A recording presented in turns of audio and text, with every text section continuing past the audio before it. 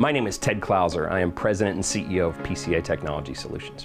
Recently, a business colleague of mine reached out for some advice after an incident. While talking through it, it registered to me that it was a vendor email compromise. And we discussed ways that we could begin to spread the word so that others could keep themselves safe. Listen to what Heather has to say about the incident, the things that she went through, and particularly focus at the end when she talks about ways that you can improve your cybersecurity.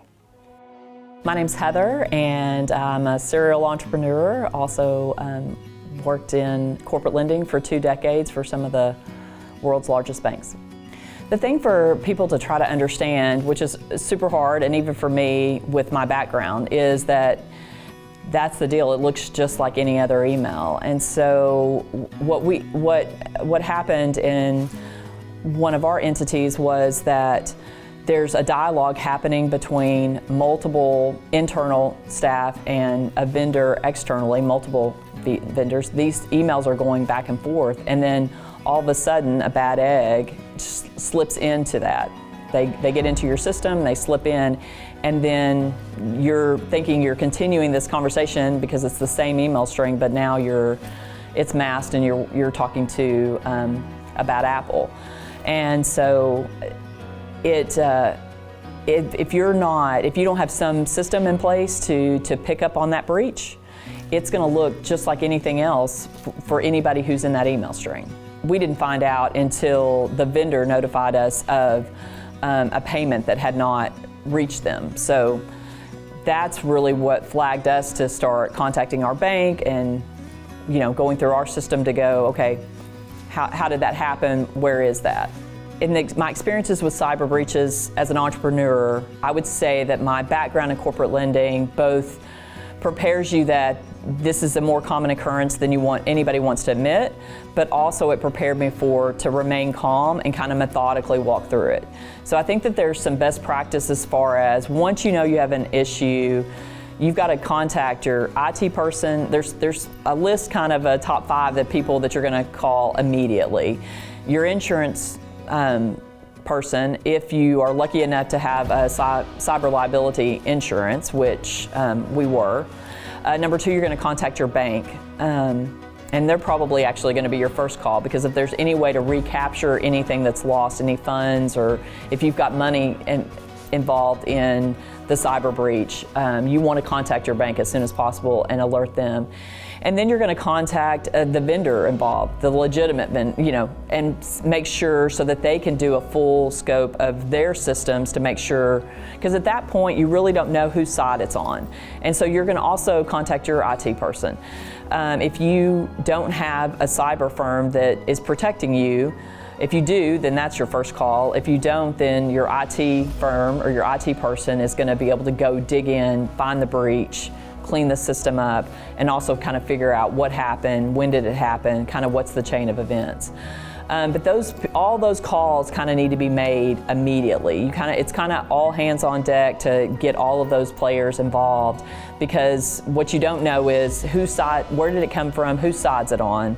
You don't know who all is involved as far as what's happening. And then in the midst of all that, you're also going to call the police. They're going to funnel this up to the Secret Service. And the FBI is going to, get involved depending on the size or if you have of the situation. So you're going to have a police report. You're going to be really disheartened in that process, because the only thing that you're going to get out of it is a really nice officer and a police report, because there's just not a lot that can be done at that point. There's just a lot of things that are kind of clustered together that you really have to kind of keep your wits about you and think about to make sure that you're covering all your bases, and that because the main thing is to plug the hole quickly and get it fixed, and then address anything that's been lost, any kind of information that's been lost, money that's been lost, etc. We were lucky we had cyber liability insurance, but not everybody has that, and that saved our bacon. And so it is really important that you have that coverage and that you're having that conversation with your bank and your insurance company, with your IT firm, and you're having a conversation of, do I need a cyber firm looking at my stuff too, because I think that people think about IT, but they don't necessarily think about cyber. And so it's just part of our companies today. It doesn't matter how small or large or what you're selling, or if it's a service or a product. Everybody is dealing, everything is tied to computers, email, websites, and so making sure that all of your company's information and your money and your people are secure is really, really important. I think the other thing too is make sure you're educating inside your staff. I think we talk about that. Every company I'm a part of today and historically has always talked about that and talked about email security and those kind of things. But even more today, with so many people doing personal stuff in your network and your system, just educating them for work, but also it helps them at home, because this can happen to you at home too, not just at work. So I think it's a lot about education, but it's just adding that to the list. When this happened most recently, the bank that I work with, they said, we've had something happen to us 4 times this year. It's definitely on the rise. And so I just think that it's just something that we've got to talk about more and more. I think remote work causes that too. We've got more people in a network that's much broader, so just making sure that you have good controls in place and good education of your team is really important.